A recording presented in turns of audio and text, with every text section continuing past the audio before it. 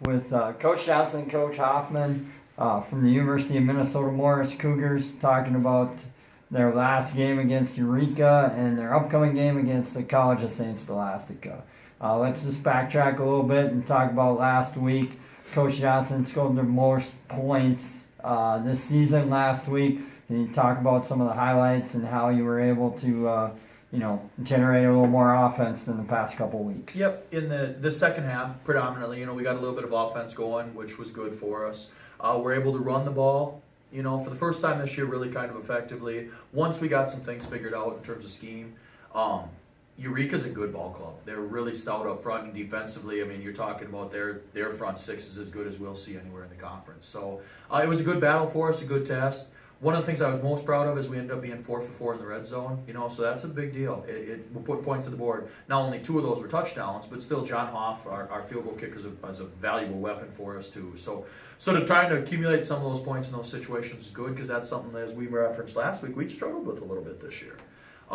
So seeing continued growth with the guys is important. Justin played a good game from a quarterbacking position. We did some things up front, again, against a relatively strong opponent. So it was good. We still had a turnover, however, and that'll come back to bite us. And then we just weren't able to sustain enough drives in the first half. When we look back at that game, and I talked to Coach a lot about it, it was, 14-6 a couple minutes into the third quarter. I mean, it's a one-score game for us. The defense gives up a couple scores, and we never responded offensively like we needed to. So that's something we've really focused on this week of when our back kind of gets up against the wall, we've got to kind of man up and get after it a little bit. But again, we did some good offensive stuff. We're still not there, certainly, to where we want to be, but hopefully moving in the right direction heading into Scholastica here this week. Coach Hoffman, not the game you wanted on Saturday defensively, but Drew Shipley had 10 tackles. Talk about some of the things you're looking to shore up this week going into St. Scholastica, working off the last game, and talk a little bit about Drew's performance on defense. Obviously against Eureka in that game, we felt certainly first half like we were controlling things better. Obviously they made some adjustments there in the second half, and to be quite frank, we weren't doing our job the way we should have been. And so, when you give up 5 runs of over 20 yards, I think they had a 73-yarder in there at some point. That's a back that we talked about all week, that we really have to do a great job getting the football. And for the first time, we weren't very good tacklers. And that was the first time this season that kind of happened. So between sloppy tackling, between not fitting our gaps, between not being good enough on third down, not being good enough in the red zone, that's a recipe for having a poor game defensively. So, that was kind of a point of emphasis here going into this week, was really about going back some basic things to get back to some fundamental things that we have to accomplish. And obviously Shipley's part of that, and obviously his continued growth at a position that we really rely on. I mean, he's got to be a guy that's got to make plays for us, and obviously he did a good job. We expect more of the same here this week. As he's kind of established himself as one of our leaders, certainly defensively. Because we'll certainly be tested here this week as well. So, coming into the Scholastica game, like we talked about, Coach Johnson, having your highest offensive output, do you feel like things are looking up offensively as far as going into the game, as far as maturity level of your young offense, and still trying to find that guy that you can rely on offensively? Yeah, we're still searching for that. The maturity level, it's coming with every single snap. Our guys get a little bit older and a little bit more experience in the game situation. The reality is when you're playing a lot of freshmen and sophomores like we are, they're learning on the fly. So there's a lot of teachable moments that we try to have in each practice and each game where we can sit there and say, hey, this is what we got to do here, this is what we expect here, things of that nature. So yeah, I hope so, Coach, to be honest with you.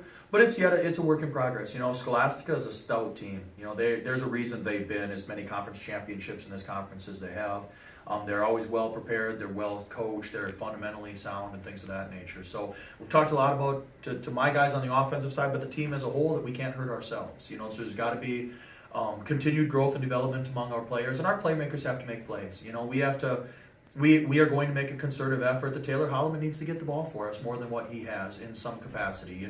Steve Severson needs to make plays. With that run game, we need to find a way to get Camp our inside run game going and things like that too. So I think from a scheme perspective this week, you're going to see a couple new wrinkles that hopefully can help generate that continued offense. Because again, building off of last week, yeah, we did some positive stuff. I mean, we really did, but just not enough of it. So that's where we're facing week in and week out with our young guys. We got to continue to push and demand more of them until we reach our pinnacle. And on the defensive side of the ball, Coach Hoffman, Scholastica more of an aerial assault. Do you think that plays into your strength? And talk a little bit about having coached with Coach Rambler. Does that give you kind of an inside edge on what he likes to do and the way he likes to play a little bit? Because you have had success defensively versus his offense in the past years. Yeah, I think there's a little bit of that. Obviously, Coach Rambler and I know each other and obviously work together, at Carleton, and certainly respect the heck out of what he's doing there at Scholastica. But I do like our matchup. I do think, like you had mentioned, their aerial assault is certainly how this machine runs for them. Certainly going to open up the pass game to open up some of the run game stuff. But when you have two of the best receivers in the conference, obviously that should be what you do. Certainly we're well aware of their abilities, and certainly offensively what they want to do is try to get the ball in their hands. But at the same time, our first thing that we talk to the group about is stopping the run. I mean, we got to make this team more one-dimensional, and try to again have success in the pass game and try to disguise as many coverages as we can. Try to confuse the quarterback. Try to get pressure on the quarterback. Those are all things that if we're able to do, I think we'll be fine. We'll put ourselves in a position to be successful. But again, it always starts up front with our guys up front, stopping the run, and then obviously generating a pass rush.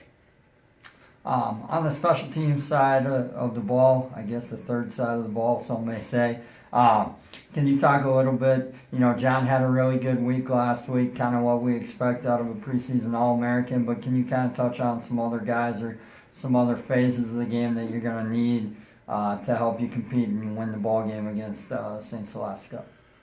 Well, and again, having worked with Coach Rambler before, he's going to try to use special teams to his advantage. He's going to try to either steal possession, gain another possession, whatever it might be. So certainly that's a part of the game that we certainly talk about with our guys, and making sure that we are assignment sound and make sure we're disciplined in kind of what we're doing. Because again, they'll certainly roll the dice and try to get a ball back on it, whether it's a kickoff, fake punt, whatever. Certainly going to try to do that. So we got to make sure again that we're sound in our special teams game. There are some advantages I feel like we can gain, both from a return standpoint and even in our some of our kickoff stuff too.